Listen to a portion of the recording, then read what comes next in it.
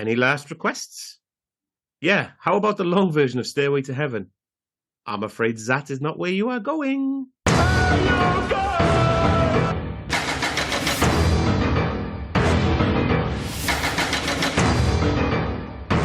Welcome to the You Guys podcast. I'm Rob and this is Liam. And if you want a film that has it all, game shows, cartoons, film noir, salt and pepper, then look no further than Stay Tuned. Starring John Ritter and Pam Dawber. You know Pam Dawber. She was Mindy from Mork and Mindy. And long before his son fucked a pie, we have Eugene Levy doing his absolute best Groucho Marx impression. Stay Tuned asks the question, if you love TV that much, would you love being on every channel? Oh, and also in 2023, is 666 channels enough? I tell you one thing, if I was poor Murray Seidenbaum, I would have let my wife get stomped by the Chewits monster a long time ago. So join us as we talk about Stay Tuned and question, how much is Spike spending on these satellites? And has there ever been a client who stayed out of the back garden? Because then he doesn't go into the TV. Oh, and finally, a question that has haunted me since watching the film. Did that intern, Pierce, end up working for hell because of that haircut? Because I think he did. I think the only reason he ended up in hell was because of that haircut. I thought it was okay. I thought that, did you see it? You thought that was okay? I thought it was absolutely fine. And the reason I think it's fine, and the reason that a lot of the stuff, I mean, this is one of those weird films that a lot of it is aged horrendously because obviously the cultural references are so 1992. It's unfucking believable. But the other side of that coin is that everybody is dressed like kids now. Like I was watching that new TV show Extraordinary on Disney Plus, where they have like superpowers and stuff. It's set in London. I know. Well, anyway, it's a very good show. But a lot of the like major cast members are young girls and guys from living in London. They're all like in their early 20s. They're all dressed like the fucking girls in this film. Like everyone's dressed like 1993. They got the same jeans, the same goddamn haircuts. So I love how everything on this film was starting with Pierce. Yeah, well, I've got to see, like, two serious questions here. One is about Pierce. One is we'll get to the Chewits monster in a minute. But his character, played by Eric King, what was the fucking point? If we remove the haircut, by the end, I was like, is he supposed to be, like, I don't know, on the side of the angels? Like, he doesn't really have the fallouts with Spike. I was expecting... It wasn't really clearly explained, was it? But I think it was basically just... He was ambitious and he just came in straight away and wanted to run Hell TV. But it wasn't really, like, you could have had that character being Eugene Levy. Yeah. Crowley could have been that character. I wasn't sure what the point of him was at the end. I'm glad I didn't miss something. No, I don't think there was a point. I think the only point of it was to introduce the whole TV station thing and to give them a character to explain the rules to. So we got the rules. Yeah, I see what you mean. I think it is more, he's just a narrative device, isn't he? It's just like, basically. And then you've got to have him stick around. I would have killed him off personally. Not because of the haircut, but anyway, the more important question, and something, as soon as you said it in the intro, I was like, of course it was. It was the goddamn Chewits monster. Yes. I mean, totally forgot about the Chewits monster. This is a UK thing, I'm going to assume. We have a sweet in the UK called Chewit, and it's basically just, it's a different version of Starburst or Opal Fruits, whatever you call them in America. Yeah. But when it advertised in the late 80s, early 90s, was the Chewits monster, who looked exactly like this. Oh, it's just a Godzilla ripoff. Yeah, this Godzilla ripoff that stood on Murray Seidenbaum's wife. But it actually looked a little bit like a cartoon version of the 1990, whatever it was, 8 Godzilla, the US version. Like, that it kind of looks halfway between Godzilla and a Tyrannosaurus Rex. Yeah. But it has that kind of body. Yeah, it was a Chewits monster. Yeah. But it actually was the Chewits monster in the film. I think it was, yeah. It fucking looked just like it. Yeah, it did. Anyway, sorry. No, go for it. We've really gone into the weeds immediately here.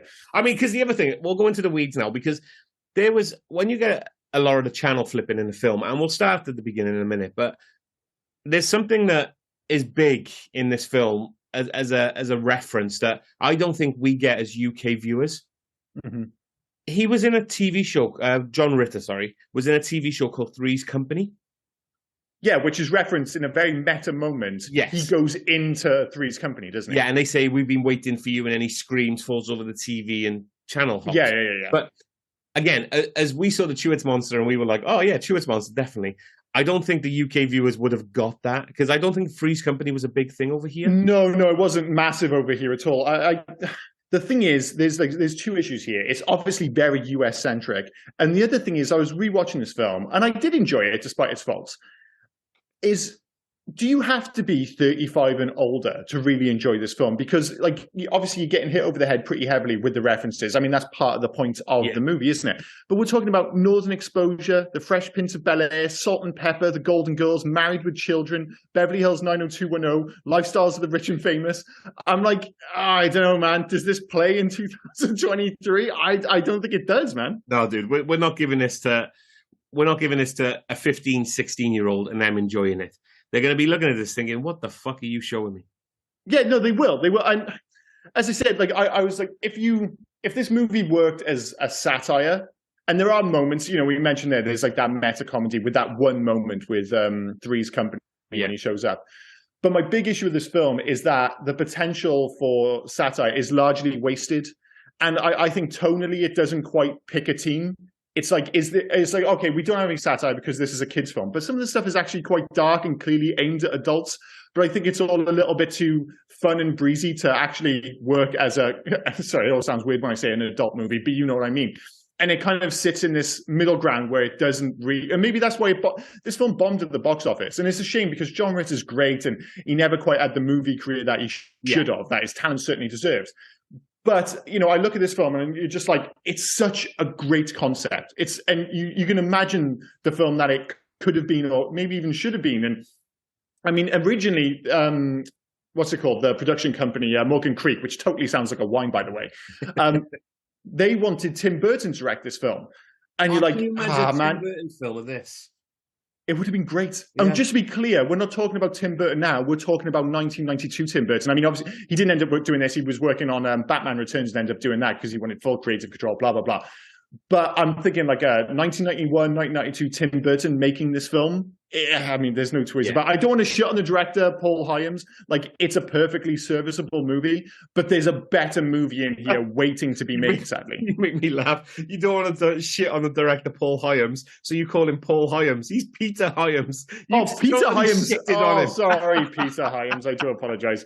I mean, this guy, like, he has made some decent films. But that's what I mean. But he hasn't made all the films that he's made are not like this. They're all okay, but they're completely different to what this is. I mean, I think I said it last week, and I think you've got the list there, so I'll let you reel off the list of some of the films. But he's made Capricorn 1, End of Days, Time Cop, and Outland with Sean Connery, which suddenly I really, really want to see. I've not seen that one. I assume you've seen it like 17 times, obviously. After last week when you shitted on me with that as well. I know. I've changed my tune. I looked into it and said, I'm like, no, I really want to watch that film. I'm still not convinced it's going to be great, but I totally want to see it. But look, like, he did after this, he did Time Cop and Sudden Death, and then he also do End of Days. So it's a completely different thing that he's used to doing. The whole satire thing. So I don't think he fell. I guess you want to say into the Burtonness of it as much as he could. Well, it's just, it doesn't have like a directorial stamp on it. It just kind of exists, and a lot of the stuff, like when I saw it, it just reminds me of other movies. Like the look of it, it just looks like a movie from the early 90s. Like the kid is so clearly the kid. You know, I should actually try and get these people's names.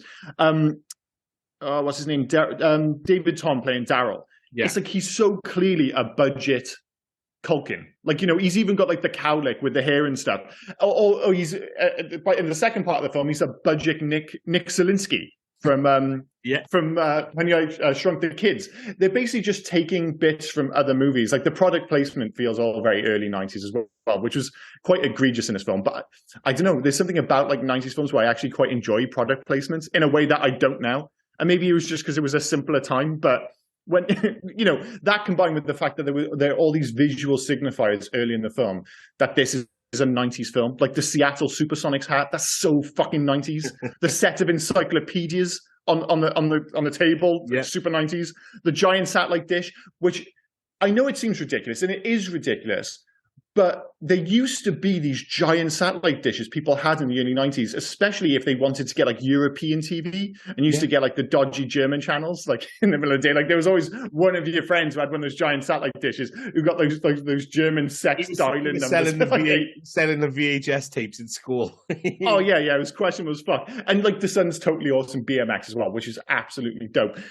But the one that got me actually, like, because he's got like a bit of it's a really weird man cave. It's like a man cave before man cave sort of thing, because it's like adjacent to the living room. It's almost like kind of joined right onto by the it. front door as well. As soon as you walk through the front door, it's there. And is that meant to be his man cave? Because it's a weird mix, man. Yeah. It's a weird mix. It's kind of like he's taken. It's kind of I don't know, because it looks like the living room is next door, and he's like you said, he's made like a secondary living room which is just his rather than a man cave. Yeah. He's not fully committed to the concept of the man cave. He's just taken the adjacent room and just turned it into a TV room. But they like you said, you know, it's got his fencing swords on the wall. That whole narrative for me just fucking falls flat, but doesn't matter. For some odd reason, I'm not sure if they're trying to show you that he's given up on life. But there's like an empty hamster cage on top of the cupboard. Yes. And I'm like, are you trying to tell me there's a dead hamster in there? Or that you had a hamster, it died, but you've just kept the cage as a reminder, which is maybe even fucking worse? I don't know. I don't know if that's what they were going for, but... Is Spike as well? Sorry to change the subject. It just That's came all right, no in my head. Is Spike tackling town by town, or are all the couch potatoes in this town? Because you see him go for the siding bombs, and then, like the next night or whatever, then he goes for Roy. And then when Roy, while he's traversing the TVs, hears siding bombs, he goes, "That's my neighbour. He borrowed my lawnmower and never gave it back." So, yeah.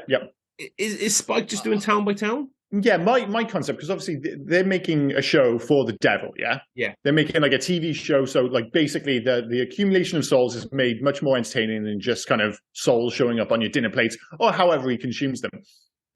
I assume as part of that, it's kind of like a weekly show where he goes to a town, he gets the relevant souls, you know, all the couch potatoes, puts them onto the show, plays it for the devil, and then next week he'll move on to the next town. So that's kind of how I read it anyway.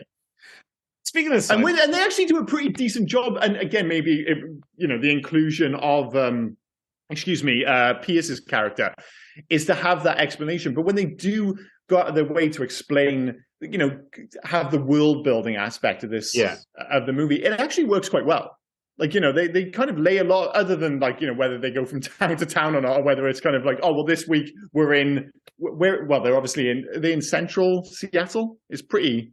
I would assume it was like the suburbs of Seattle or somewhere like that. Yeah. Well, it costs a lot more now, I suppose. It'd just be tech guys now, wouldn't it? But hey, but she was what's it called, wasn't she? She was an advertising executive, so she's bringing in all the big. Yeah, she is bringing in the bunts, isn't she? Yeah, because he's selling plumbing supplies, not very good apparently. Do you know what? The siding bombs. The one thing that I couldn't get my head over, the size of that popcorn ball. Yeah. I mean, it's a strange thing to pick out, but yeah, I totally know what you mean. Like, were they microwaving popcorn? Is that going in the, or do they cook it on the hob? And then I don't. Well, it feels like an American thing, doesn't it? To like microwave popcorn. We don't do it over here. I'm sure. I'm like, don't get me wrong. Like anything else, you can get microwavable popcorn now in certain stores, but we've always just bought it out of a bag. Yeah, like we don't do the whole heating up popcorn thing as standard. You know, we're more likely to eat toffee popcorn. I know cinema style popcorn's become more popular. Americans need to try toffee popcorn. I think they'd fucking love it. Oh, it is nice. Although I tried caramel popcorn recently, and it's too intense. Like toffee popcorn is pretty goddamn intense, but I really enjoy it. But caramel popcorn was just, oh fuck it, I'll give it a go. It's just that next level of sweetness. I was just like, this is just too much. So steer clear of caramel chocolate orange popcorn. I tried the other month. That was They do everything. Well, my issue with that is I like the idea of the cold opening with Spike showing up at the family's house and, you know, taking them away, blah, blah, blah. And you have, like, again, talking about this movie stealing from better films, you have the wife scream. It's clearly supposed to have a touch of the Ghostbusters about it. Yes. But it's just, again, once you're doing those kind of something that invites comparison, you immediately, I thought I'd seen this film. I don't think I ever have before. So everything, if I have, I've totally forgotten it. And it was like watching the movie for the first time. So I'm coming into it, and that is the first thing I see. And my first thought is, oh God, it's a bit of a rip-off of the Ghostbusters. It's just not as good. And then you have the opening credit sequence, which is like this weird, the music's actually really good. But it's this weird rip-off, which falls somewhere between John Williams' Superman score and David Cruisen's The Goonies score. It's bizarre. But I think it's meant to be quite meta, isn't it? The fact that the TV shows within Hell are all weird satanic rip-offs. The entire film is some sort of Yeah, rip but off. again, I think you're giving it the benefit of the doubt there, because that is, I think you're talking about the movie I wish I had seen, where it had been meta throughout and it'd been a lot smarter than it actually was. But I think in reality, it was just a very 90s movie, which threw in a whole bunch of cultural references. And like you said, like, it sounds like I'm shitting on it. I did enjoy the aspect of going from place to place. Like, I love northern overexposure. A couple show up in Alaska, complain too much, and then die in the cold or something. It's Three Men and Rosemary's Baby. Oh yeah, that was quite good. Hey. Although I say about the start of this film, and it's terrible that my favorite part of this film might have been the production company intro, but Morgan Creek, who made this film, had the best intro music. I'm going to play it very briefly here.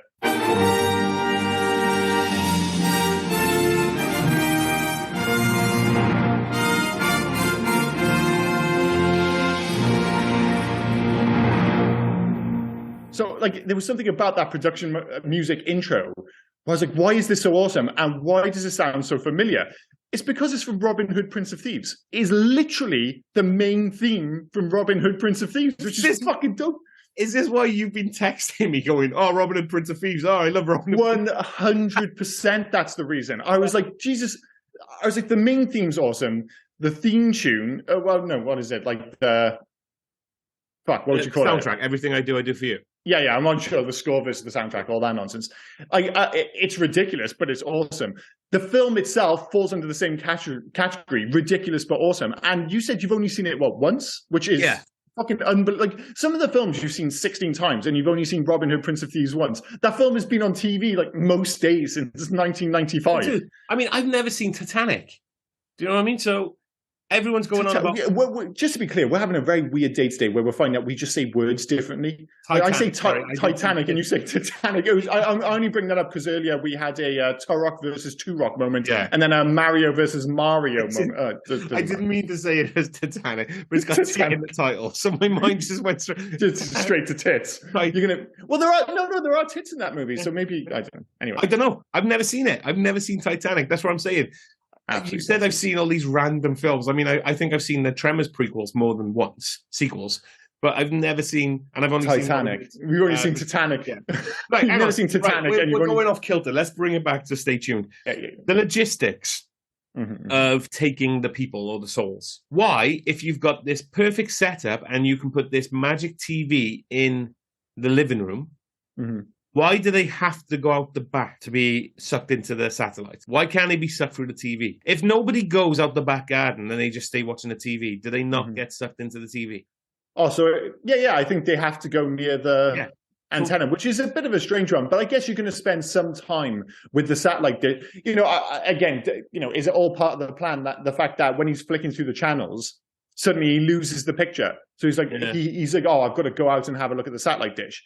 I mean, you would show your friends. It's so fucking big. Like, when the daughter has her friends over and they're all dancing around the garden, nobody mentions the giant 12-foot tall satellite dish. I know I said that we used to have giant satellite dishes, and some of them were ridiculous, but none of them were like transforming satellite dishes that were 12 foot high.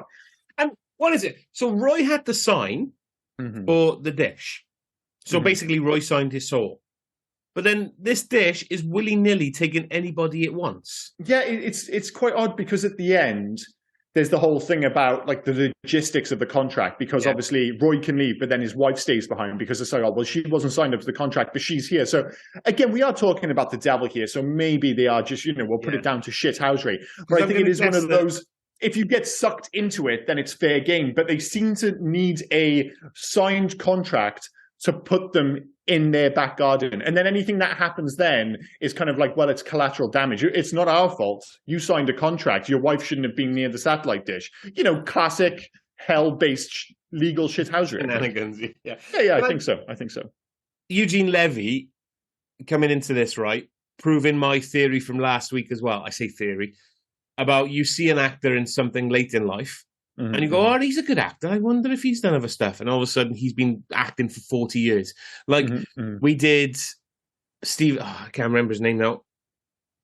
From last week, he was... why can't I remember his name? He was in Avatar, and everybody saw him in Avatar. And then Sam Worthington. No. Colonel Quadri... Stephen Lang. Stephen Lang. So we saw him then in Tombstone. You realize, well, this guy comes to life. People recognize this guy from Avatar in 2009. Like Tombstone was 1993. Again, 1999 was American Pie when Eugene Levy come into it as Jim's dad. Everyone starts recognizing him. Then he's big. Then he's Jim's dad in fucking everything going forward. And you go, I wonder if he's done more stuff. What's this? 1992, and he's in this. And I've seen him in like 80s films and stuff like that. Eugene Levy just come out of the woodwork all of a sudden. Yeah, well, it's a weird one because he was like obviously a character actor, and I guess he is one of those weird actors as well who's looked the same for about 40 years. Like like you mentioned at the top, like he's doing his best Groucho Marx impression. He's looked like Groucho Marx for about 40 years. Yeah. You know, he's always looked like Jim's dad. And the thing is, even though Jim's like that was in 1999, if you go back and watch movies from the 80s and earlier 90s, and you see he still looks like he's somebody's dad. Like despite the fact that he's probably about 25 years old, he's just got one of those looks. I'm not actually a massive fan of him in this film, and I know obviously there's the whole, you know, Jeffrey Jones is a bit of a wrong'un and stuff like that, but we're not here to judge people based on that. We're just judging them based on their performance. Yeah, he's great as Spike. Like, he's fantastic. Like, you know, he kind of steals the show. He's the only person, I think, competing with John Ritter for kind of, you know, the star of the show, as it were. And Eugene Levy's character is fine, but, and I don't want to shit on him because I don't think he's terrible in the role, despite, you know, he's clearly just going for a Groucho Marx thing with the cigar. His role again is pointless. His role... That's what I mean, yeah. His role is basically to introduce Pierce, to introduce the narration of what we're traveling. And then again, his only role then is to introduce it to the Nables. Exactly, and that's the thing. Telling the Nables that they can jump through conduits. Yeah. But if he wasn't there, would they have found the conduit in Nova Nova? Maybe not. But if it feels like, again, rather than feeling like a character, it just feels like a narrative device. It's just getting people from one place to another. And it's quite strange because the director Peter Hyams, there you go, it wasn't just a matter of, Tim Burton couldn't do it, so he ends up doing it. He really pushed to direct this movie. Like, he had seen the script and absolutely fell in love with it. And I wonder, was it really the script that he fell in love with, or was it the concept? Because again, the concept for this film is fantastic. And you can see why somebody might see it and go like, oh, there's a great movie in this. And there totally is. But the script doesn't back it up. The script's never as good as the concept, which is ultimately my disappointment. And we talk about on this podcast, you know, certain films you grow up with or you have fond memories of. It's like, oh, should they be remade? And, you know, there was obviously that period in the late noughties, early 2010s when they were remaking everything from the 80s. And that's kind of calmed down a little bit now. But if ever, you know, you wanted to take a concept and update it for the modern day, it's this. And realistically, it's like, because it's so heavily based on TV, it really should be a TV show. Like, there is a great TV show to be made. I was thinking something along the lines of like a cross between WandaVision and Quantum Leap, where each week they end up on like a different style of TV show, and then they have to escape or whatever, you know, something along those lines. And you could even kind of like, I know it's tricky with rights and stuff, but, you know, you could incorporate different streaming services and stuff. You could go full meta, especially if you're doing it as a TV show. But like I said, there's a fantastic idea to be mined here. And it is to a certain extent here. I mean, spoiler alert, this is a 3-star film.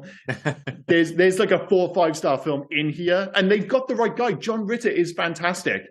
And he just doesn't have enough to work with. And it's proven so, like, right from the start of the film. Like, they kind of hint towards the fact that he's disillusioned with life, that he's maybe suffering with depression. Like, he's this bizarre, like, is he selling plumbing equipment door to door? It's really fucking weird. It looks like, doesn't it? Yeah, like plumbing supplies, you would be going to plumbers. But he went to a bloody private eye's office, it looked like. Yeah, it was all very weird. Again, like so much in this film, poorly explained. But you've got this like great, and you know, you've got this fantastic actor. You've got to remember, it wasn't just a matter of John Ritter was never quite in the right film. The reason he wasn't in a huge, I mean, obviously he had his commitment to TV, but he did loads of work on the stage as well. Like, he's a really good actor with, you know, fantastic comic timing built up from years working on like these comedy shows and stuff. And you're just like, oh, he really could have played up to that. You know, if you'd spent like, because this film's like 88 minutes long. If this one's an extra 10 minutes longer and you just bang that on at the start, and, you know, kind of have a bit more character development, build on the relationship between he and Helen. Is that it? Helen Pamtuba? Yeah. That's right, isn't it? Yeah. Dorba. I think this... Dorba. I'm going to blame this on autocorrect, because I typed these names in, and then I've got Duba written down, but of course it's It's Pam Torben, Jesus Christ. Who I gotta be honest, I only remember from Mork and Mindy. That's the only, but she's great in this as well. But again, I would have liked more kind of build up before you're off to the races and in TV shows. But I think they were both hired because they were one-hit wonder TV stars. I think that's the reason why they were both brought into this. It feels like he would, like, John Ritter was in like a lot of TV shows though. I thought he was like quite a big TV star. I think after this. Okay, fair enough. 8 Simple Rules was definitely after this because that was his last one before he passed away. And right, that was much later, I suppose. But I always knew like Problem Child. Well, Problem Child, that was just after this as well, wasn't it? I think that was 94. Was it? Yeah. That's just what I remember. Well, I remember him from that. And you talk about like John Ritter at his best. I always remember him from he's only in it briefly, but he's so good in Bad Santa. He's so fucking good in Bad Santa. Playing alongside his scenes alongside Bernie Mac when they're in the office complaining about, you know, the aforementioned Bad Santa. They're absolutely brilliant. And his comic timing is exceptional. And you're just like, he feels like one of those guys, if he had got the right role, or maybe something like this, if this had hit big, he really could have been a massive movie star, but it just never quite happened. I don't know if I can forgive, speaking of Bad Santa, I don't know if I can forgive you for replacing Bad Santa in our Christmas marathon with Christmas Vacation. Like, I don't know if I can forgive you for that. Jesus Christ, don't bring that back up. I'm not having that. I mean, they're both great films. But that's the important part of that sentence. They're both great films. That's the problem. Oh my God, you're really going for that. Speaking of things which are shit, if you want to go down that route, I was really upset with just how ugly that goddamn TV was. Like, if the devil is bringing you what should have been, you know, this is a Faustian pact, and this is what this guy wants. You know, he doesn't want to play guitar better than anyone else. He wants the best TV in the world. And I appreciate the best TV in the world in 1992 is going to be a fat boy. It's going to be a big old TV. But it's in this kind of like weird brown, I don't know what the hell they're going for. Yeah. It's just so aggressively the external speakers next to it that just seem pointless. Oh, I don't know. It looks like it's made out of suede or something. Yeah. It's I mean, I can accept the kind of flashy remote control and all that jazz, but the giant suede TV set, I can't get more. Do you know what it reminded me of? And I want to get to remote controls in a sec, but do you know what it reminded me of? Do you ever remember you had the Coca-Cola Hi-Fi? Yes, I do. It was massive, shaped like a Coke. And it would like open up. And it would open up and you had the speakers on the side. Mm-hmm. And it reminded me of that randomly.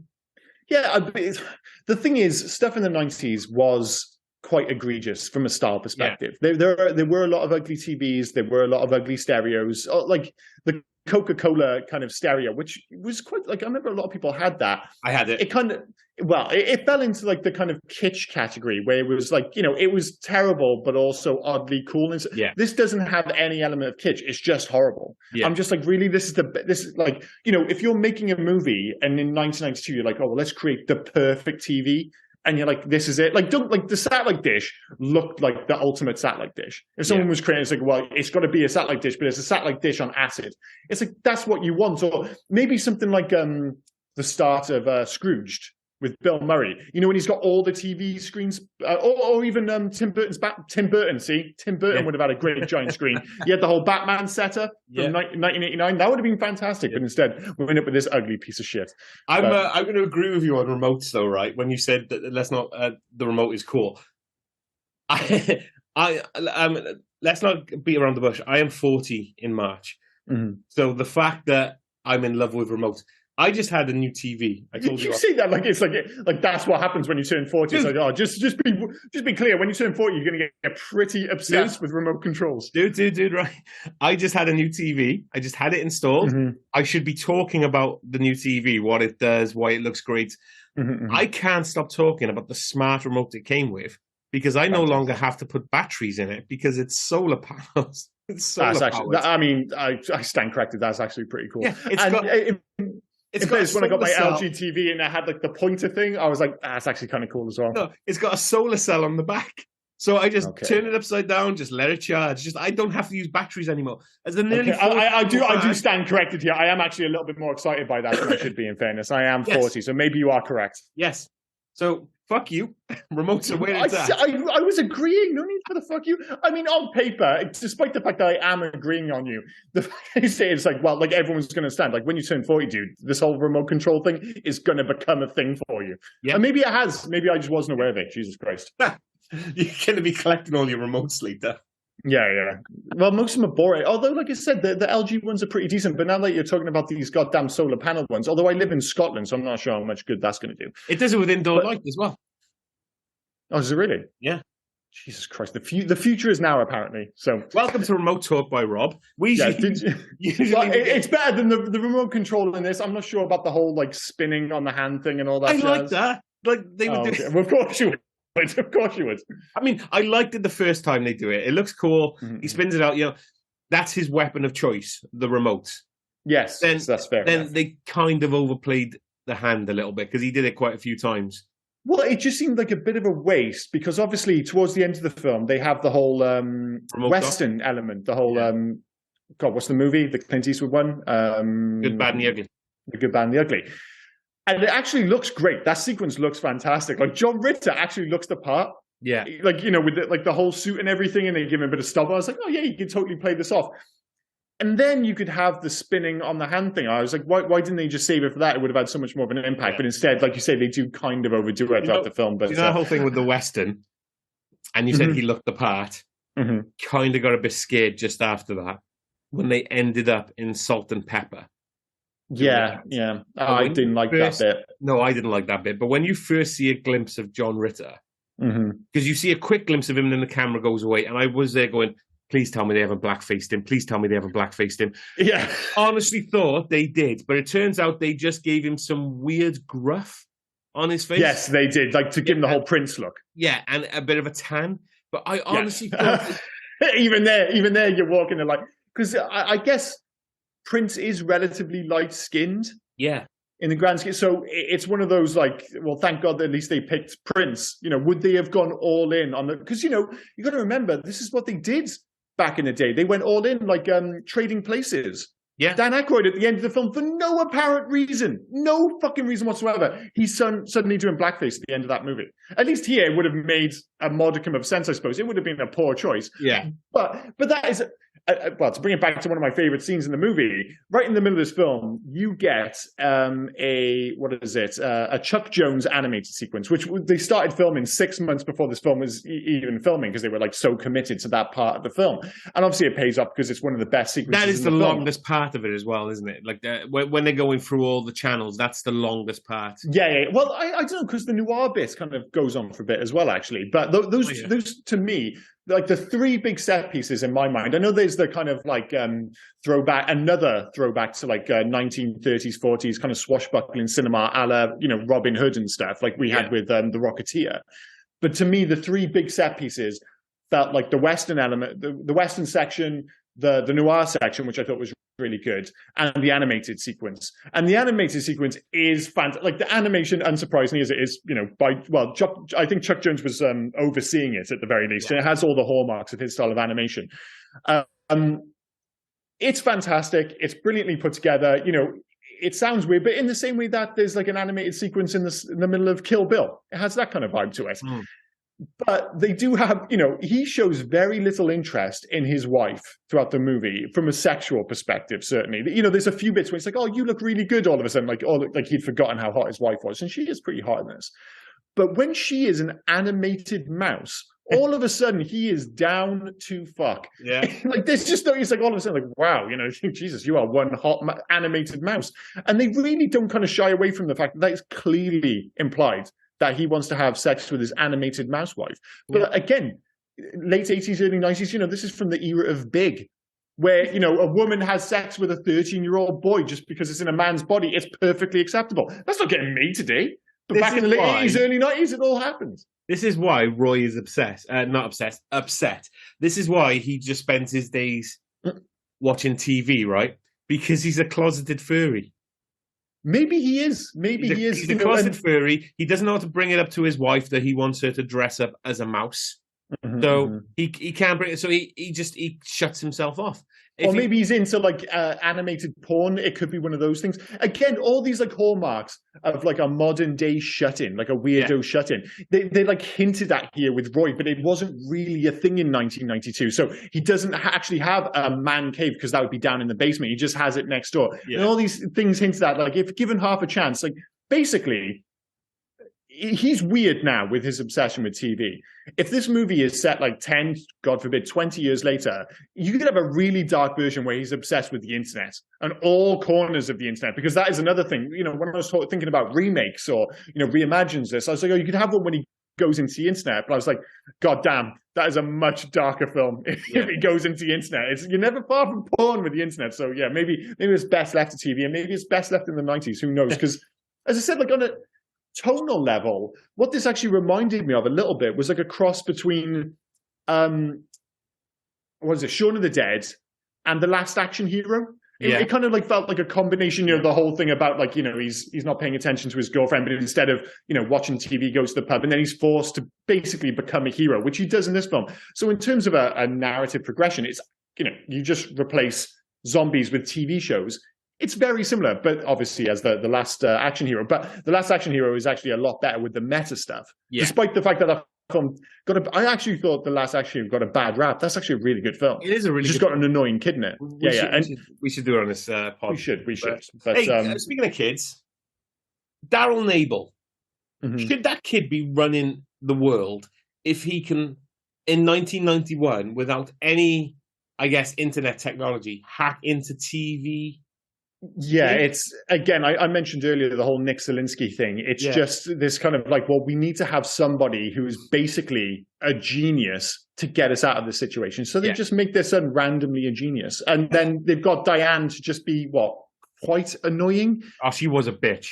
She's like, in fairness, she's like a big sister, so I get it, but I don't want to be a dick, but she's not fantastic in this film. Heather McComb, I do apologize. And I do find her chin oddly distracting in this film. She's got like the biggest chin dimple of all time. But yeah, you do need like the genius level kid. Going back to him as well, he's trying to sell, because apparently he's hacked into, I don't know, a couple of blocks or something. They're called blocks in America, aren't they? Like the neighborhood blocks and stuff. I'm assuming streets, whatever. Sure. Sounds good. He's hacked into a bunch of houses because he's trying to sell off a pervy tape of him filming his sister making out with a boy. I mean, that's pretty dark shit. Again, you'd hopefully get arrested for that in 2023. But, so his dad doesn't say anything about it, by the way, because his dad is watching that TV in his bathroom whilst he shaves. Well, he's got the TV in his bathroom, and he's watching his son just sell off copies of this tape. Thinking, maybe you shouldn't do that, son. Again, one of those like early 90s things. Obviously, the concept is pretty pervy in itself, but the idea that back then, if you had something on VHS, you literally had to sell it by mail in the same way that they did before it went on the internet. That's what they did with the Pam and Tommy tape. Yeah. Where somebody put it on tape, you wrote into them, you sent them a check, they put it in the post and fucking sent it to you. Because as far as most people were concerned, that was the only way to share this information in the early 90s before you would think he would be into the whole internet thing. Yeah. I mean, he's a low-level genius. 1992, it's like, obviously it existed then, but it might be, we'll give him the benefit of the doubt and say it's slightly too early. But you've got to assume he would be a very early adopter. War Games was 1984 and that guy was hacking the fucking Pentagon. Oh, yeah, it's a good point. Good point. Again, another missed opportunity. Speaking of missed opportunities with this film, I thought, because we mentioned the fact that obviously it's kind of broken up into sections. You have those three major sections, but you also, the Northern Exposure section is actually quite big. And then there's the wrestling section, which was such a waste opportunity because when I saw it, and again, I was coming into it, I didn't know what I was hoping to be some wrestlers. Well, the commentator or the announcer is Lou Albano. Yeah, he's an ex-wrestler, and I always knew him rather than as a wrestler. I actually knew him from the animated show Hulk Hogan's Rock and Wrestling from like 1985.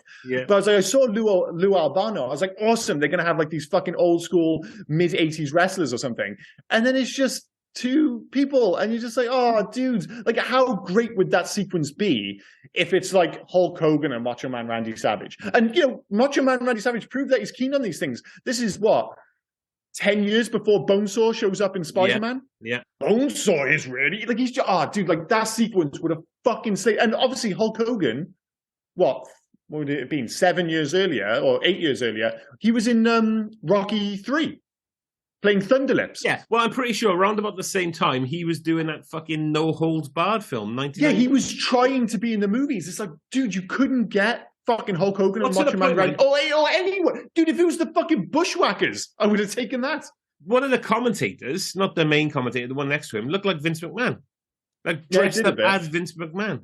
Well, it's a weird mix in this of obviously people they could get, and basically the only people they could get was Salt and Pepper, because even for Three's Company, they were stand-ins.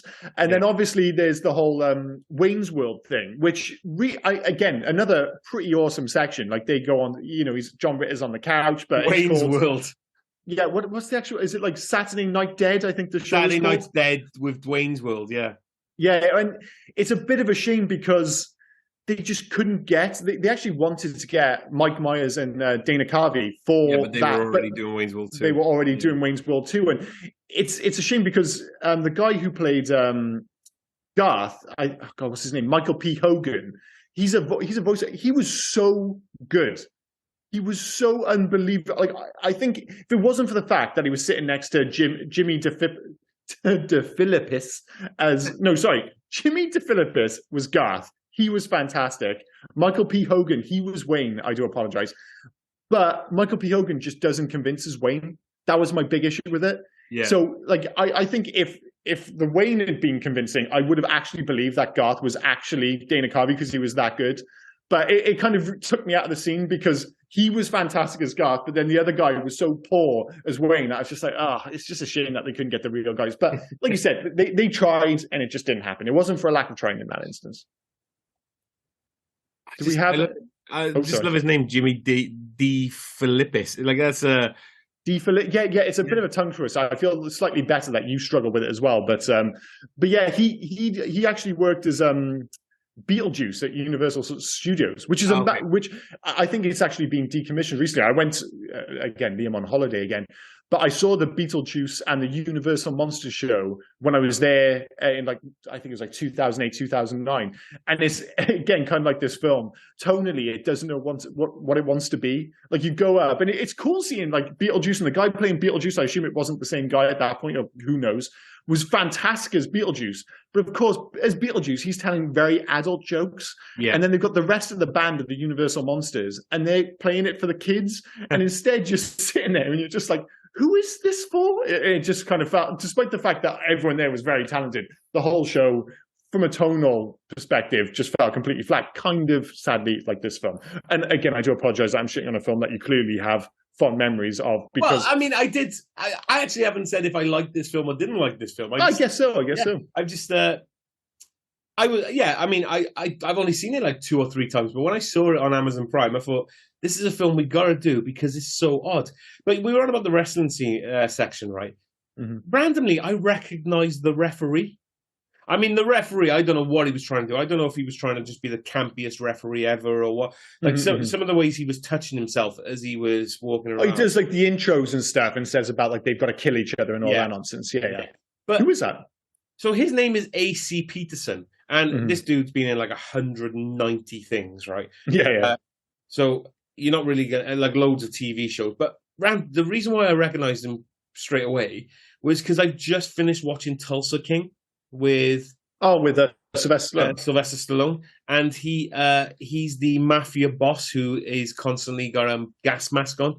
Okay, and I just watched it. That's been a big hit, hasn't it? Yeah, it was really good, mate. Yeah. It was I need to watch it. I'd give it a go. But and then randomly, then I saw him in because I've done like a deep dive on not old school, just random things that nobody else would want to watch. I watched He Never Died with why can't I remember his name right now? Henry.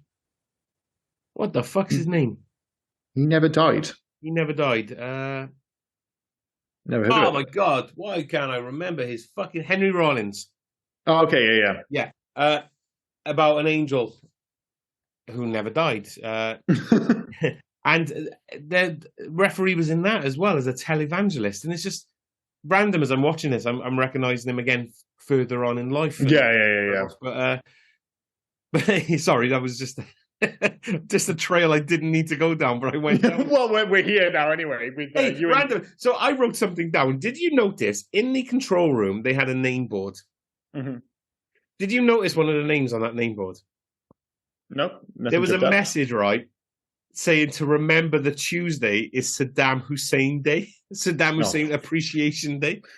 I mean, that is one of the cool things about the film, about this movie. There are cool little nods everywhere. Yeah. I mean, like I said, I would have liked it if they kind of leaned a bit more into that. And certainly, again, from a kind of narrative perspective, there are like cool little, like, what we would call Easter eggs nowadays, I suppose. But I guess my big issue with the whole TV studio in hell, whatever you want to call it, is that Spike is actually really passive. Like, obviously, he gets him involved, but then for most of the film, he's just like, I'm just going to rely on the process. And it's only, maybe it's just like, he's just expecting it to work. Well, because he's set in his ways, because I don't think they've only had one guy escape, haven't they? And then. Oh, the skinny little Peruvian fella. Yeah. Which is quite bizarre. But yeah, I mean, for the most part, they're just letting, things get on with it. And I don't just as I was really kind of starting to not fall for the film, but I was really trying to, starting to get into the concept. It kind of, the end feels really rushed. Like all of a sudden you're jumping from scene to scene. Because I was really on board with the whole noir section. I thought it looked great. It's a little bit inconsistent in terms of how much when Roy and Helen end up on these shows, how involved they are as characters. Like sometimes they're just like, oh, well, we're just ourselves and we're forced into the situation. Yeah. But then in other parts, it suddenly feels like they're kind of like playing the part. And I'm not sure if that's kind of like a choice by them or whether, I don't know, it just happens naturally as part of like, well, I'm in a Western now, so I'm going to act a bit Western-y. I don't know. And the same with like the whole noir thing. But I was on board for it all. But then the end, they kind of rush from place to place. And I don't know, I just kind of lost track of what was going on. Like the whole salt and pepper thing felt like, well, we've got salt and pepper, so we really need to do this. A full music video, basically. A full music video. And again, John Ritter's character, like towards the end, actually dancing. Like, why is he dancing at that point? Is it just kind of like, oh, well, I'm part of the TV show now, so I have to, or is he just choosing to? I don't know. Why is he dressed as Prince? Why has he got slight blackface? Can you add slight blackface? I don't know. But even towards the end, like the bit with the train, when they suddenly have to figure out that he has to press the off button, it's like they're suggesting telekinesis with his kid. It's very strange.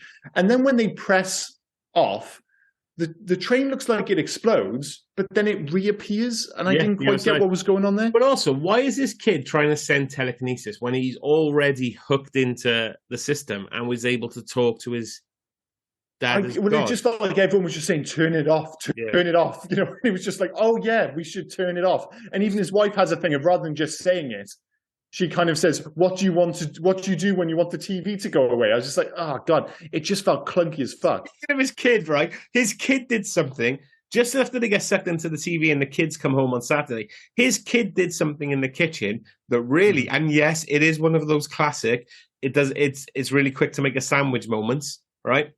Mm-hmm. His kid goes into the cupboard, pulls out a full pack of Dunkin' Donuts, yeah, and puts them on the counter. So, but they're open. They're just in a crate. So how long have they been in the cupboard? Are they stale now? Well, I think I mentioned earlier the prevalence of product placement in this film, and Dunkin' Donuts gets a big shout out, and they do keep referring to donuts. It goes back to the animated sequence where he's obsessed with donuts, and then when he comes back, he's like, well, make sure you have some donuts ready for me when I come home because I'm going to be really hungry. There are egregiously long shots of Pepsi cans. Pepsi was, this was like the height of the Cola Wars. And Pepsi were going big on this. So there's loads of movies in the late 80s, early 90s where it's just the camera will just sit on Pepsi. Like nowadays, you would get it, it'd be more like a tech brand, wouldn't it? It'd be like, oh, well, you want to have like BMWs or Audis in this film. Yeah. So the camera would go like, this is an Audi or this is a Sony phone or some shit like that. Back then, it was like, no, this is a can of Pepsi. That was the big thing. But yeah, there's There's quite a bit of that in the kitchen. Like they keep cutting back to the kitchen, and every time the camera just pans along, and it's just an array of Dunkin' Donuts and Pepsi cans. In fairness, it worked because I really wanted a donut and a can of Coke, but can of Pepsi. Sorry. Trying to say though that our donuts are shelf stable; they can stay in the cupboard unsealed for months. Well, they probably can better than most. And speaking of another item which gets a shout out in this film, or at least a moment on screen, is Twinkies. And again, bringing it back to why I was maybe a bit more forgiving of this when I was younger, is because these were all like, Pepsi obviously was available, but these were things that were only available in America. You had no way of trying Dunkin' Donuts or Twinkies. We mentioned on one of our earliest podcasts with the Ghostbusters that I just knew Twinkies from Ghostbusters. Yeah, I knew they were a thing, and I knew you could use them as a analog for measurements, but I didn't know what they tasted like. So it was like, obviously I've tried them since, and they're completely bang average. And the thing, Dunkin' Donuts are pretty good, but back then they were almost these aspirational things, these things that just existed in America. So we were quite excited about them. But having had Dunkin' Donuts, because they've got that glaze on them, I think they would last longer than your average donut for sure. I'm not saying days, but I reckon like if you opened them up and just left them on the table and came back to them like 5-6 hours later, I think they would still be good. It's turning into a Dunkin' Donuts advert now. Right, move on. Because another thing the kid did, this fucking kid. He chucked the sword into the path of the satellite dish. Oh, yeah. And it magically landed in Roy's hand. Well, we all knew that was coming because, again, it was so heavily kind of signposted. They showed in the fact that he was going to end up having a duel. But, yeah. I mean, why does it end up in his hand like a magic sword? There's no explanation for that. No, none at all. It just... Again, maybe it's just like TV show rules. Like once it goes into that universe, it kind of, what would happen in a movie? It would end up in his hands, something like that. But again, it all plays into this idea like that the ending didn't quite work. And speaking of swords, that horrible freeze frame at the end of the film where they always used to have that. It's like, he bizarrely, like this was his dream job to open a fencing school. Was it? Okay, fair enough, because he fenced in high school. And then they just have him like fencing on his own, and then it freeze frames. It's not quite as bad as the freeze frame at the end of Transformers, the animated movie, but it's fucking up there. Yeah. And then we've got to sit, I'm not a massive fan of puns. And then, of course, we've got to sit through 10 minutes of pretty shocking puns at the end of the film. Oh, yeah. I gave up. I don't blame you. So, yeah, like, it's just the start of this film isn't quite as interesting as it should be. The end feels rushed. And then the middle section, a lot of it is quite good. But as I said, it's never quite as good as it should be. Despite the fact that, like I said, the animated sequence looks fantastic. The noir sequence, when they go to that LA-style hall, like all looks really good. The Western section, like I said, looks the part. Yeah. It's just they never quite do as much with what they have there, which is a bit of a shame. Yeah. Right. Should we move on? Yeah, sure. Favorite scene? You go first. Well, I do like the noir sequence. I did mention that, but let's be clear. It is hard to see past the Chuck Jones animated section. Like that really does stand out. It's something quite unique. It's probably the most imaginative section of the whole film, where rather than just being an homage, they really do swing for the fences there. So there are a few, like I said, despite the inconsistencies of the performances, I like the Wayne's World stuff. And it's odd now, after criticizing it, I'm like, well, I like this bit. I like this. There's a lot to like about this film. But I am going to stick with the Chuck Jones animated section, which I thought was fantastic. This is why I let you go first, because, yes, it was the animated sequence. I could have said the animated sequence and moved on, but I let you go on because you say a lot more. Fair enough. Yeah. But no, it is the correct answer, I think. Like, in a film which kind of like, hovers around the 3-star section, that is like a 4 or 5-star moment in an otherwise 3-star movie, I think, for sure. Yeah. Right, should we go loves and hates? Loves, yeah. Number one, the concept. I've already mentioned the fact that the concept is stronger than the narrative, certainly stronger than the script.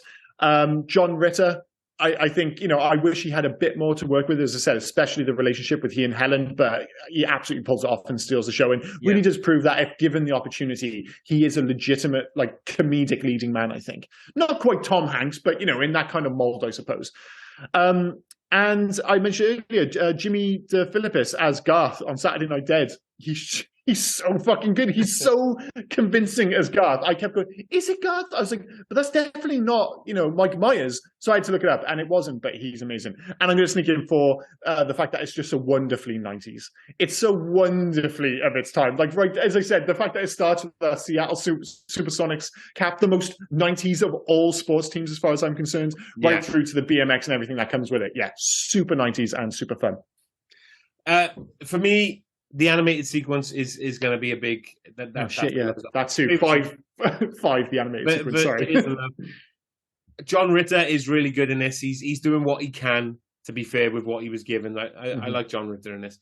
And to be fair, one of the loves is a lot of the jumping through, and you get all these weird channels that kind of just make it a bit helly compared to what the original TV show was. For argument's sake, you got like 3 Men and Rosemary's Baby, sadistic hidden videos. Oh my God, sadistic hidden videos. By the way, your husband's dead. Dead. Oh, look over the shoulder. There's a camera. Some of those are actually really good. And you're like, nowadays, we're not a million miles away from some of those. In fairness. Underworld Wrestling League, Autopsies of the Rich and Famous, Max Hell, Northern Overexposure, The Silencer of the Lambs, Silence of the Pets, sold separately. Meet the Mansons. They just left different strokes because it was basically about people having strokes. yeah, totally. It's just like, no, this already works, totally. Yeah. Roy Nabel, Private Dick, better than being Public Dick, as he said. Mm-hmm. Yogi Beer, the Home Shoplifting Channel. What else have I got here? Hockey game, the Angels versus the Devils, that was obvious. Yeah, Driving Over Miss Daisy. Yeah, I did like that one, and I like the fact that they cut away to the very literal Miss Daisy being run over. Like he warns her to get out of the way, and then he just swerves and runs over her, and then goes back over. I was like, yeah, it's exactly what it says on the tin. Beverly Hills 90666, I Love Lucifer, The Golden Ghouls, Murder She Likes, Facts of Life Support, Fresh Prince of Darkness, Unmarried with Children, David Dukes of Hazzard. See, I feel like I was being a bit unfair there because as a rule, I'm not a massive pun guy. Yeah. But some of those are actually quite fucking good. So yeah, I've slightly changed my tune on that. I'll give it the benefit. A lot of these were being shown after, like I said, so I gave up watching. But some of the stuff where they kind of just sneak it in, like the driving over Miss Daisy stuff, is actually quite good. Yeah, like you said, like there's there's a lot of stuff. Despite the fact that we shot in this film, there's loads of stuff that works in this film, and I think I mentioned with previous films. The ones that really drive me up the wall, I think The Rocketeer was one recently that we covered, where you're like, it's so close to being great. It's not just, they had a great concept and they shat the bed. They didn't shit the bed. It is a great concept and he didn't live up to it, but it's the fact that it comes close. There are moments when you're watching, like I said, like there's a big section in the middle where I'm like, suddenly I'm like, I'm into this film now. And it is the film I wanted it to be, the film I was hoping it would be. And then they make a silly choice or it gets a little bit too lazy with the narrative and saying like, oh God, if you had just zigged when you should have zagged, if you just shown a bit more of a commitment to certain concepts, this could have been a much better film. And I don't think you have to change it a huge amount. I already really like the cast. The direction is fine in that kind of early 90s kind of way. It's just never quite there, despite the fact that a lot of the stuff is really fun, which will play up obviously when we mention recommendations. Hates. I've already mentioned the ending, the freeze frame, and the clumsy stuff with the off button. I'm going to redact my criticism of the subsequent puns in the credits because the credits are pretty shit anyway, so they're actually kind of fun. So I'm not going to move them into loves. I'll leave it at that. The fact that it never quite lives up to the premise, just repeating myself there. Eugene Levy, I'm not mad about his performance. I know what he's going for with the whole Groucho Marx thing, but I'm not sure his characters really required. I'm still going here. Number 4, the wasted wrestling cameos. That was absolutely unforgivable that they couldn't. Like, dude, there were so many iconic wrestlers in 1992. Like, it was at like the peak of its powers. Dude, you could have got like Coco Beware and Jimmy Superfly Snuka. That would have been fucking dope. Literally anyone. Demolition, Legion of Doom. Fucking, dude, Legion of Doom. Why the fuck was there a Legion? I don't know. I'm getting very upset about this. Could only get Lou Albano? Really? What the fuck? And again, I got thinking in Michael P. Hogan as Wayne. It took me out of that sequence in such a disappointing way. Your 3 became 5 then. Which, let's be clear, for me isn't bad. Could have easily been 7. Yeah. That's bang average. Right. Eugene Levy was pointless. He was only in there to just tell you what was going on, but his character just seemed pointless. Eric King as Pierce. His hair, I hated his fucking hair. Yeah, it's weird that you took such credit. I thought his hair was okay. I thought that hair's coming back, bro. It's coming back. Right. I'll only say agree with you if it's coming back is if you do it. Oh, yeah, well, I think I might have an issue with that, in fairness. I won't explain why there's an obvious reason I can't do that here, but there is. No. I'll only agree it's coming back is if you do it. That's the okay. Well, I'll look into it for sure. One of my friends actually has hair which isn't a million miles from that. Like it is back. Yeah. Like there's like the white guy version of that hair. So I don't know. I'll post that alongside the podcast maybe. Lastly, that fucking TV. Oh, dude, how did I not put the TV? The TV, mate. The TV had to be in there with a bullet. That should have been number one. Yep. In fairness, it's a shocking TV. Shocking TV. Do you have anything in terms of facts? I do have facts, but you're gonna get it right one day. You're gonna get the new section. What this was called around the world section. Dude, yeah. Sorry, I've got my template for the podcast. I need to update it. My apologies. Right. So again, you would have thought "Stay Tuned" wouldn't have changed much. Yeah, I mean, I got to be honest, right? As I was saying it, I was like, I've forgotten that section, but I was like, there's no way there's going to be 1,000,001 names for this. But apparently, I was wrong. Yeah, and also, like the translation may be a bit off, so please just bear with us. Yeah. Austria, stay tuned with the remote control to hell. Okay, fair enough. On the nose, but we'll allow it. Finland, TV terror. It sounds too much like a horror movie. Yep. France, Telemaniacs. That's okay. That's not too bad. I just got the Animaniacs song in my head. Yeah. No, that's exactly where I went. But yeah, that one totally works. Italy, Dangerous Frequencies. Again, not bad. These are surprisingly decent, some of these. Poland, Don't Change the Channel. The whole point of it was to change the channel. Yeah, and also, again, it kind of falls into the trap of sounding too much like a horror film again, that one. Yeah. Portugal, The TV Fools. No, don't like it. Russia, Stay With Us. No, sounds like a made-for-TV romantic comedy. Right. These three are my favourites of the week, the next three. But, again, the translations may be a bit off. Slovenia, however... Slovenia, there you go. Stay Forward With Us.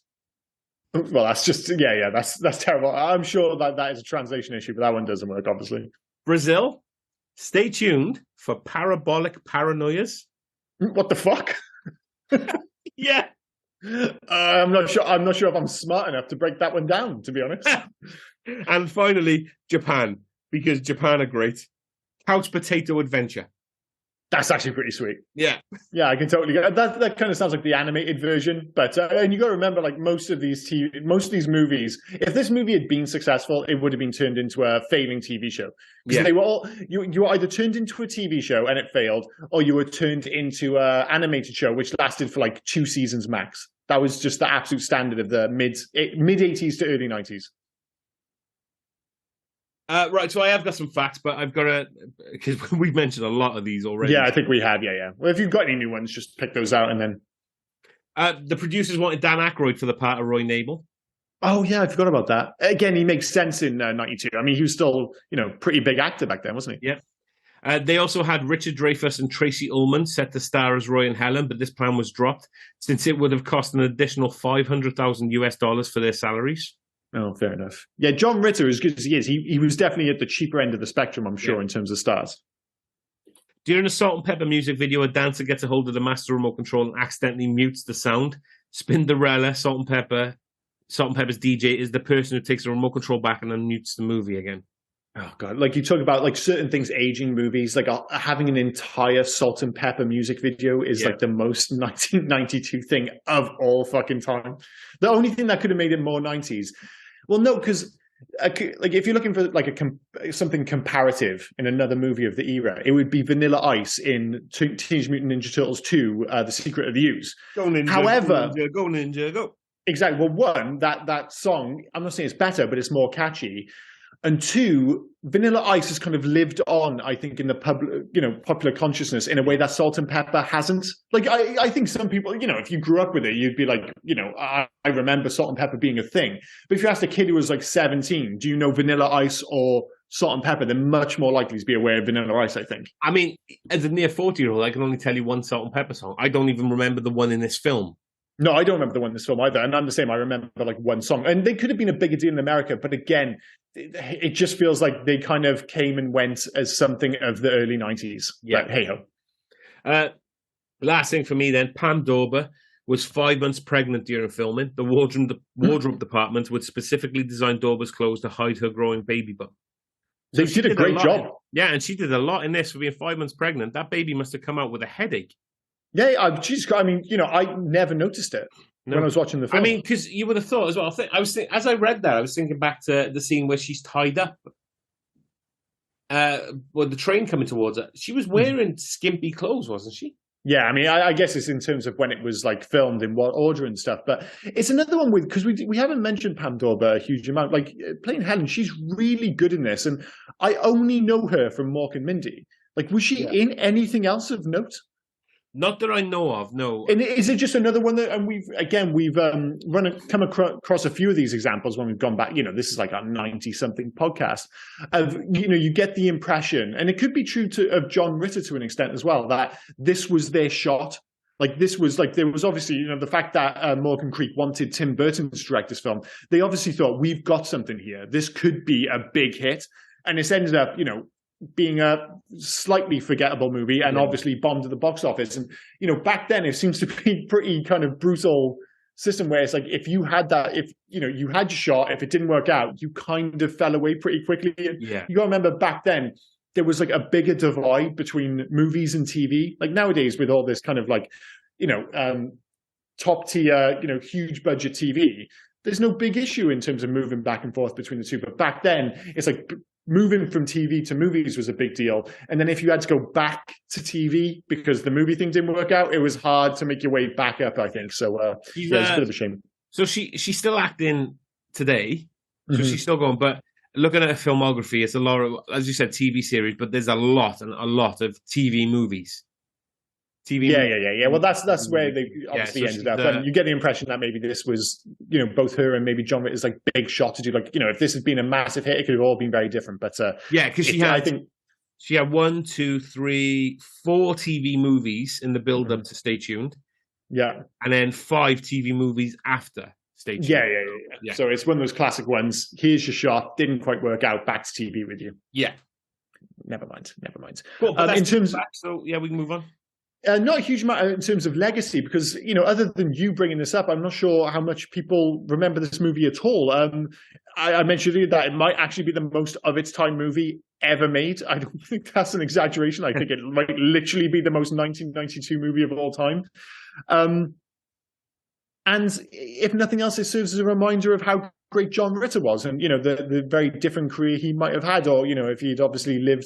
I think he died in his early 50s in 2003, which is a bit of a shame. And he was in one of his last roles was a movie, a movie that went on to be huge, Bad Santa.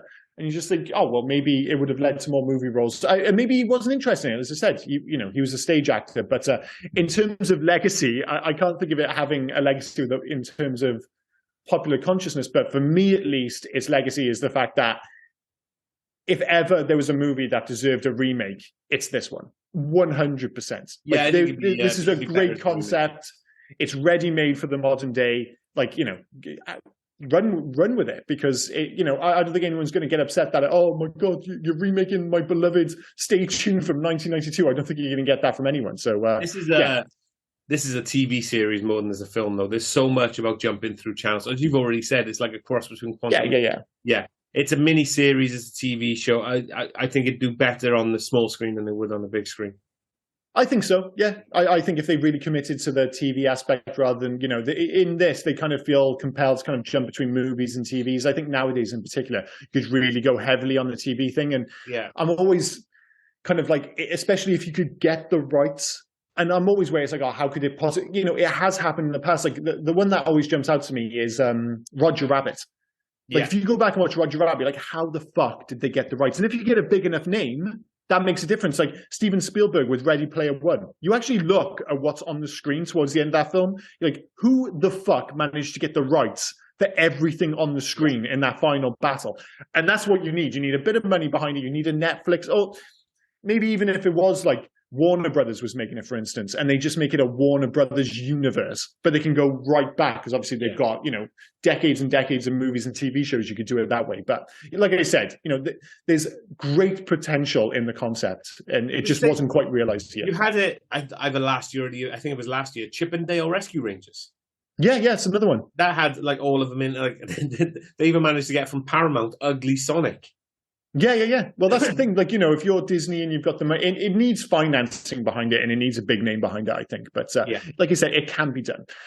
In terms of score and soundtrack, it's our man Bruce Broughton again. I've literally got the same notes I had last week. Super eclectic across numerous fields, including video games and TV. Did Lost in Space, Bambi 2, Monster Squad, and the very traditional Western score for Tombstone last week. So yeah, like I said, super eclectic. Because he's shown up again. It was like, as soon as I saw the name, I was like, Bruce Broughton. I was like, God damn, that name rings a bell. It's because he did the score for Tombstone last week. So yeah, right from the off, from those opening credits, which are a bit of a Superman ripoff, I actually think the score for this film is fantastic. Yeah. The only issue I have with the music is Salt and Pepper, which I don't think is brilliant, but never mind. In terms of video games, unsurprisingly, there wasn't a video game based on this. But again, you could have so much fun. I mean, the closest thing I could find to it is maybe something like, I'm not sure if you ever played NES Remix, which is sadly stuck on the Wii U and the 3DS. It's basically just bite-sized levels from, all the 8-bit games, so Mario, Zelda, etc. And they just, like the name suggests, they just remix them. And you have different characters. You have like Link running around Super Mario World and stuff like that. And I was just like, if you kind of did that on a bigger scale, so you basically take the whole Stay Tuned concept, but instead of jumping around TV shows, you just jump around video games. So you could go from like the Mushroom Kingdom to like, clicker covered Boston. I mean, that's a bit of a tonal shift for sure. And next thing you know, you're driving a car in Sega Rally.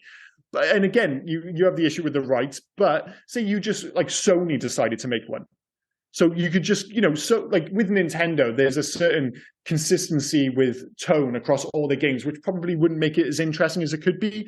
Whereas with Sony, you could go from Ratchet and Clank to Little Big Planet to God of War, like jumping from game to game. That'd be pretty interesting, I think. But that's what I would go with anyway. So it wouldn't be a perfect recreation. You would just be jumping between video games rather than jumping between TV shows.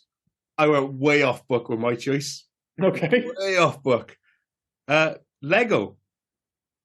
Like you get the Lego Star Wars, the Lego Indiana Jones, or anything. Lego like Stay Tuned. You can have a Lego Stay Tuned because they've gone through the films. They do the stories in the Lego games.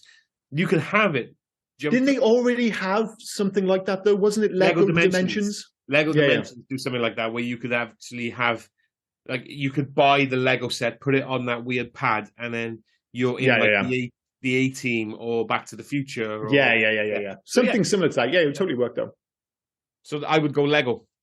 Yeah, so the concept's actually, I totally forgot about that. It's actually already been done to a certain extent, and it totally worked. And I guess because it was the whole Toys to Life movement, Marvel did a similar thing, didn't they? Where it was like there was all the Marvel characters. You could buy the Marvel toys, the Star Wars toys, all that jazz, and they would all just kind of like jump into a game together, I suppose. I never actually played them, but it's a similar thing. I think Disney did it, didn't it? I think that's the same one. As saying Disney did That's the one I was talking about, yeah. Because they had, like, you had Pirates of the Caribbean, you had... Yeah. They had all, like, basically... It was weird because when it first started, it was an absolute moneymaker, but kind of in the same way that happened with all those music games, like Guitar Hero.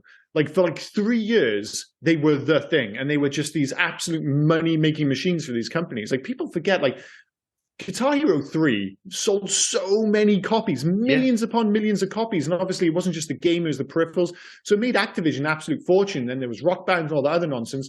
And then as quickly as it came about, it just disappeared. It fell off a cliff just overnight. It was like, everyone was just like, I don't want any more fucking plastic guitars in my house. And everyone decided at the exact same time. And it felt like the same thing happened with the Toys to Life. Like the Legos Dimension thing, the Marvel thing, you saw them and like the actual toys, I mean, obviously Lego toys are cool anyway. The Marvel figures, sorry, not just Marvel, the Disney figures, whatever you want to call them, they're actually really cool. Like the design was ace. Yeah.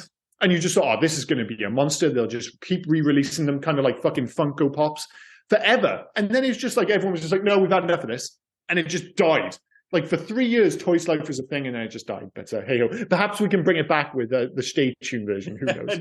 Everyone with the, oh, dude, they're doing a Stay Tuned version? Jesus Christ, I'm buying that up. The Stay Tuned as it were. Yeah. It's like, wait, they got the Golden Girls figures? Fuck me, dude. Wait. So you're telling me I can have the Golden Girls, but they're in Northern Exposure? Sign me up, bro. Sign me up. It's not fucking happening. So. Mentioned Northern Exposure loads on this. I don't know if many people that listen to this would know what Northern Exposure is. I have oddly fond memories of like the intro music. That's the main thing I remember about it, was like the intro music. But again, there's a whole bunch of shows. Like I even said to my wife, I was like, oh, did you used to watch the Golden Girls? And she's like, she's never seen it. And I was actually quite surprised by that. But I thought it felt like it was on TV all the time. But it is a weird mix of stuff, like everyone's aware of 90210, but then like you said, Three's Company made sense from a meta perspective, but no one over here really knows that fucking show. Nope. No, not it's at all. Weird. It's weird. Right, anyway, let's score and recommend. So I'll go first on this one. And go for it. It's a 3. Mm-hmm. Like you said, it is good. It is entertaining. It is fun to watch, but there is a lot they could have done with it that they just couldn't, that they didn't. So it is definitely a middle of the road. It is a 3. And I think it is. I think it is a recommendable. A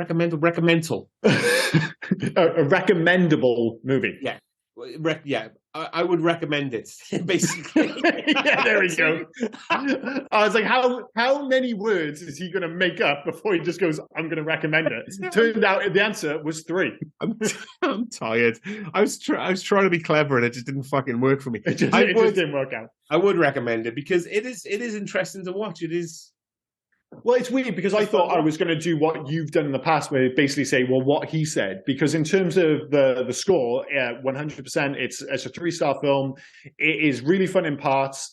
It doesn't quite stick the landing. It feels like a slightly wasted opportunity. But if you can, kind of remove yourself from what it could have been and just watch it for what it is, it's still an enjoyable 3-star film.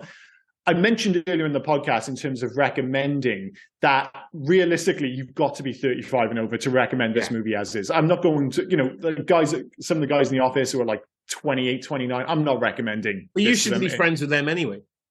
What, because they're younger than me? Yeah. Well, they work on my team. They're sound guys. Jesus Christ. It seems a bit harsh, but I wouldn't recommend it to them. It would be a very small audience, very specific audience that I would recommend this movie to.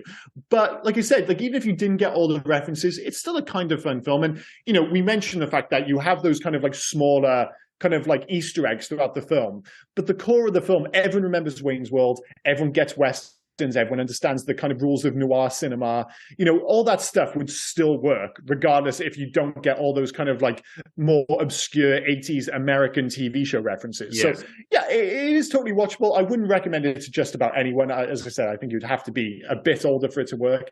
But yeah, it was an enjoyable film. And as I said, it was one of those ones where when you mentioned it, and I was vaguely aware of it, and I couldn't even remember if I'd watched it, and I'm pretty sure I hadn't. I don't regret watching it at all. It was fun. It's just not quite as good as it could have been. But hey ho, these things happen. Yeah.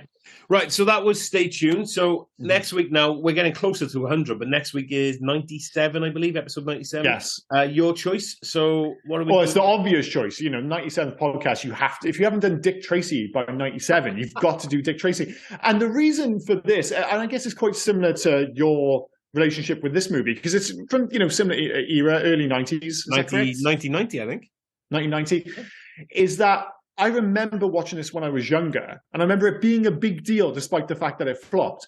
But I've not seen this movie in like 25 years. No, I've seen it once. And I think I've seen it twice, but they were both a long time ago.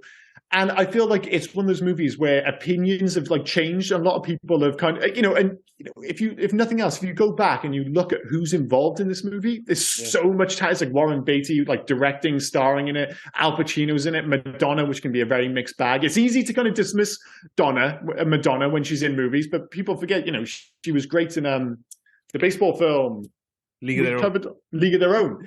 So, if nothing else, I think it's going to be really interesting to revisit this film. I'm not convinced it's going to be great, but I think it's going to be interesting either way. Can I say, it took 97 episodes, but I'm so proud of you, because nobody would have ever thought you would have pulled Dick Tracy. Yeah, it's a left field choice for sure. But I think this actually came up because of, I'm going to blame you here. Oh, fucking because you chose The Rocketeer. Yeah. And for some odd reason, Barry chose The Rocketeer. Oh, well, fucking Darry then. Jesus Christ, it's his fault. God damn you, Darry.